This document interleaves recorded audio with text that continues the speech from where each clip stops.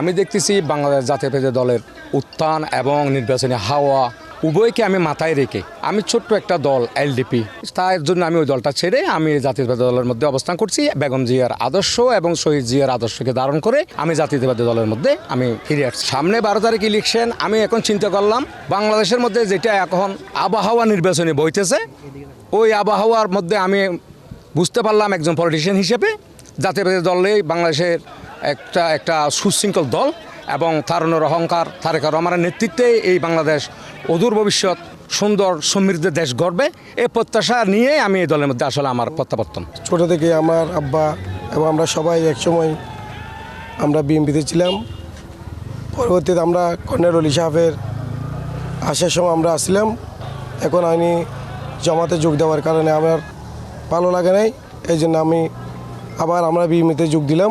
এই জন্য আমি অভিভাবকহীন মনে করে আমার চাচা আইমান নাসির ইনার নেতৃত্বে আমরা আবার বিএনপিতে যোগ দিলাম। কিছুদিন কর্নেল অলি সাহেবের পিছনে রাজনীতি করে আসছি, আর এখন আসলে বলতে গেলে অনেক কারণ, তো অত কারণ আমি বলবো না, শুধুমাত্র আমি একটি কারণ বলবো, উনি জামাতে যোগদান করেছে, যার কারণে আমার ওইটা আমার ইয়ে হয়নি, অর্থাৎ আমার মনোভূত হয়নি, এবং আরও অন্যান্য কারণ আছে।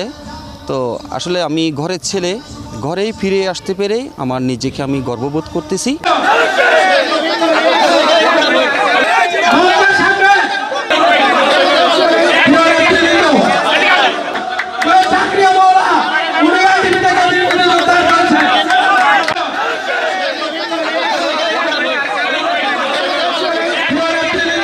নায়াসিনামাইড ও স্যালিসাইলিক সমৃদ্ধ লিলি ফেস ওয়াশ, যা ফেসের ডেড স্কিন সেল দূর করে দেয় দ্বিগুণ ফাস্টার ব্রাইটেনিং।